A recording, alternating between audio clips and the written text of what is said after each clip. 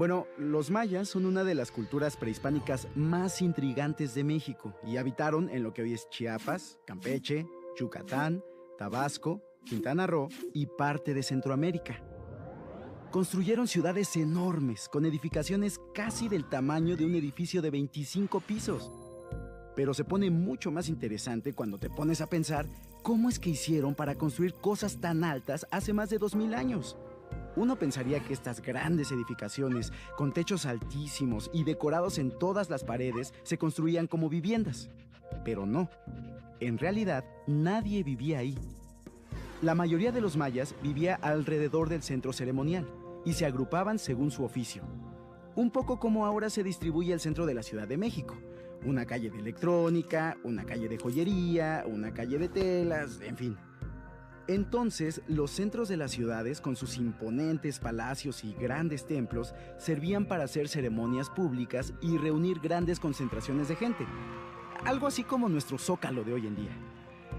Obviamente, los palacios eran habitados únicamente por los gobernantes y los sacerdotes. Y muchos de ellos, al morir, eran enterrados con sus familias en los templos, como Pacal, que fue el gobernante más importante de Palenque. Y como según los mayas la vida continuaba después de la muerte, enterraban a sus muertos con todo aquello que pudieran necesitar, como cosas personales y un montón de objetos valiosos y manjares, que por la evidencia que existe probablemente consistían en frutas y plantas, un poco de carne de venado y por supuesto tamales. Y bueno, además de tener una idea de la belleza corporal muy particular, donde modificar la forma de sus cráneos y pintar sus dientes de negro era considerado hermoso, los mayas eran asiduos observadores del cielo y grandes matemáticos. Establecieron con exactitud la posición y la trayectoria de los planetas de nuestro sistema solar y desarrollaron tanto sus estudios que fueron los primeros en usar el cero posicional.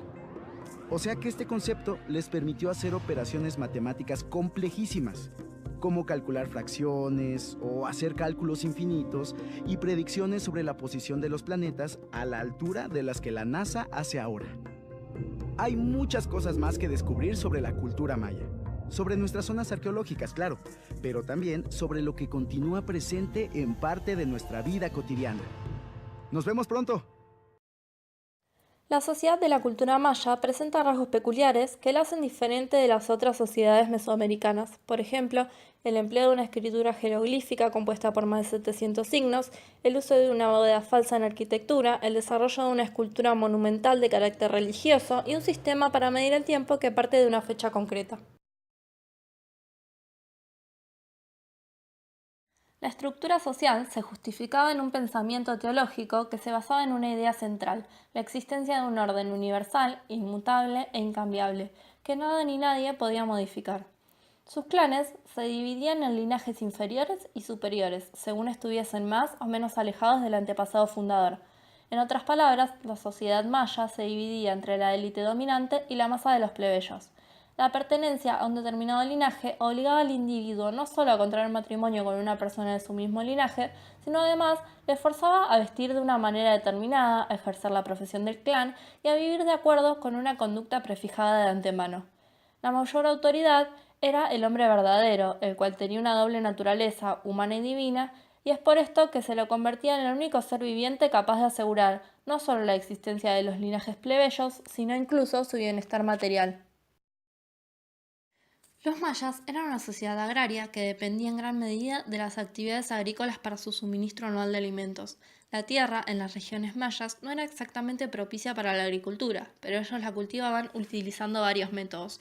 Utilizaron el método de corte y quema, en el que las cenizas servían como fertilizantes, y además utilizaron terrazas elevadas cerca de áreas pantanosas. La mayoría de los hogares mayas tenían un huerto personal para cultivar vegetales, mientras que los cultivos principales como el maíz se cultivaban en las afueras de la ciudad. Esta civilización dependía del agua de lluvia para sus necesidades agrícolas y construían depósitos de piedra para almacenar agua de lluvia con el fin de utilizarla en tiempos de sequía. El maíz, los frijoles y las calabazas permitieron el uso agrícola óptimo de sus tierras cultivables y proporcionaron a la población una mezcla de alimentos altamente nutritiva. El cacao jugó un papel importante. era de gran importancia para las ceremonias de la élite y era una mercancía tan codiciada que los granos de cacao servían como moneda. La religión maya fue sobre todo un instrumento político, un arma que permitió a las castas superiores dominar a una sociedad de campesinos autosuficientes que no necesitaban ningún tipo de autoridad suprema para sobrevivir. Los dioses poseían un poder limitado que les permitía influir de manera momentánea en la marcha del universo. El dios era bondadoso si su conducta beneficiaba a los hombres y perverso si les perjudicaba. De ahí que las divinidades mayas se caracterizan por su dualidad, de manera que en función de las circunstancias podían ser buenas o malas, jóvenes o viejas, y masculinas o femeninas. Los mayas poseían dos calendarios, el ritual y el solar. El primero constaba de 260 días divididos en 13 meses de 20 días y se utilizaba para predecir el futuro de las personas. El segundo tenía 18 meses de 20 días, lo cual daba un periodo de 360 días más 5 días de aciagos. Combinando ambos calendarios, se obtenía un ciclo de 52 años llamado por los mayas cuenta corta. Además de este sistema, idéntico al empleado por los aztecas, los mayas desarrollaron otro de mayor complejidad, denominado cuenta larga, que permitía contar el tiempo transcurrido desde la creación del mundo, que según ellos tuvo lugar en el año 320 a.C. Las ciudades mayas variaban considerablemente en su arquitectura. Si bien poseían características semejantes, cada estilo dependía de los materiales disponibles, la topografía específica y las preferencias de la élite, cuyos edificios eran siempre los más duraderos. Los templos ocupaban un lugar preferencial en la urbe maya, así como los palacios para los gobernantes. Las casas de la plebe se hacían con materiales más blandos y por eso no perduraron en el tiempo.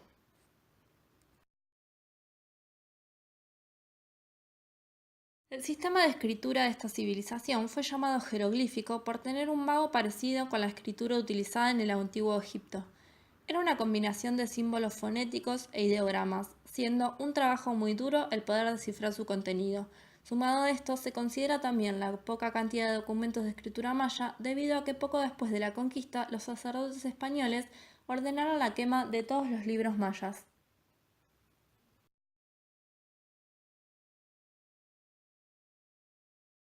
Mi maestra de quinto grado me explicó que los mayas utilizaban un sistema de numeración diferente al nuestro.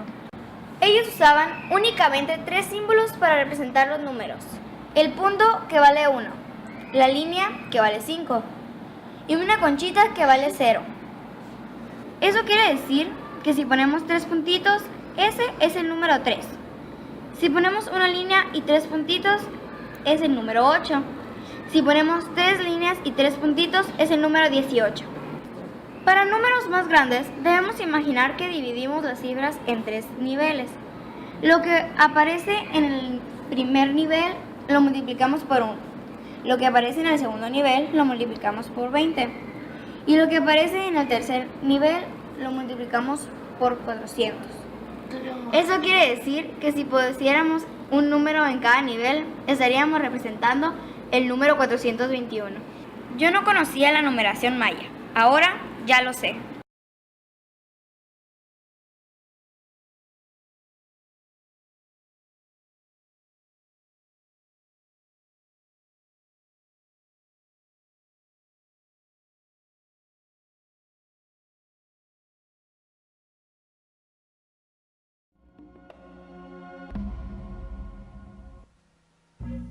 Para sumar numerales mayas, solo es necesario aprender 3 reglas.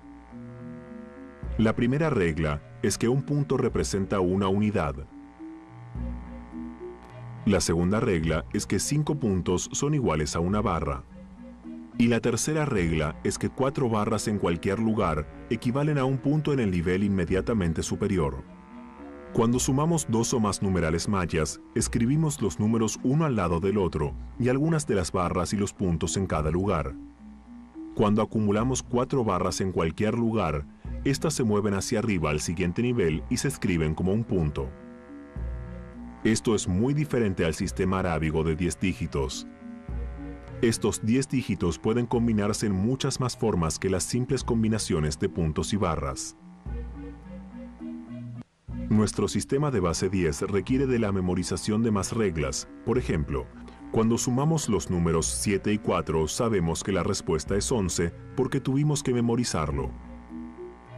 Pero sumar estos dos números con el sistema Maya no requiere más que memorizar las 3 reglas antes mencionadas. Escriban los dos números uno al lado del otro, como una barra y 2 puntos más 4 puntos. Ahora súmenlos para obtener un total de una barra y 6 puntos. Como los 5 puntos. Soy profesor Luis Eduardo. Hoy les vengo a explicar cómo sumar entre números mayas. Vamos a comenzar. Aquí empezamos sumando entre los números del primer nivel, que sería 6 más 5, que sería igual a 11, que en mayas así sería el símbolo. Y ahora con el segundo nivel, que sería 12 más 3, que sería igual a 15, que se representa con 3 palitos. Este 11 se multiplica por 1 porque estamos por base 0, que quedaría el mismo número. Y este 15 lo multiplicaríamos por 20 porque estamos en base 1 y esto quedaría igual a 300. Después sumamos esto y quedaría 311.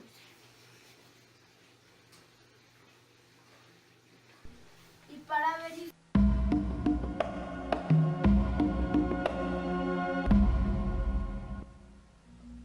La resta es la operación inversa a la suma, y esto no es una excepción en el sistema Maya. En lugar de encontrar la suma de barras y puntos en niveles iguales, encontramos la diferencia. Cuando la suma total de barras y puntos en un nivel es más pequeña que la cantidad que hay en el lugar al que se le resta, es necesario pedir un punto prestado del nivel inmediatamente superior. Este punto se escribe como 4 barras en el nivel inferior. Veamos un ejemplo. Restémosle 25 a 40. Al igual que en una suma, comiencen anotando los números uno al lado del otro. Si recordamos que cada punto en el lugar de la veintena vale 20, el número 40 se escribe con 2 puntos en el lugar de la veintena y un símbolo 0 en el lugar de la unidad.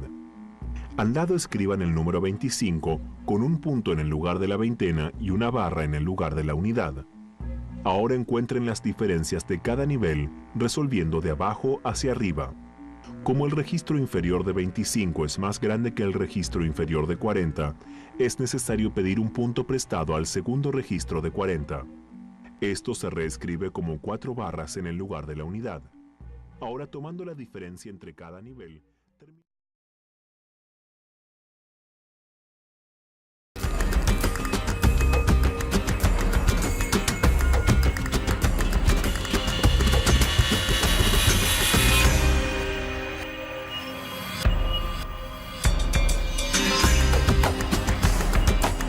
esta columna es el número 235. Esta columna es el número 111. Entonces, sumar es juntar, nivel a nivel. Entonces, yo puedo juntar esta columna sobre la de la izquierda o la columna de la izquierda sobre la columna de la derecha. Este punto lo paso para acá, este punto lo paso para acá, este punto lo paso para acá. ¿Cuánto me dio? 346. Entonces los niños inmediatamente viven, experimentan la conmutatividad de la suma. No tienen que memorizarla sin saber qué es, sino la viven.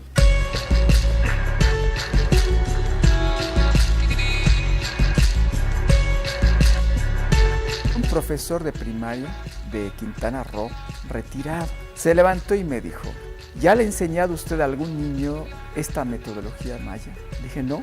Y me dijo: ¿se da usted cuenta que tiene que transmitir esto a la niñez mexicana? De no hacerlo así, me dijo, sería usted un traidor a esta patria. Y se sentó.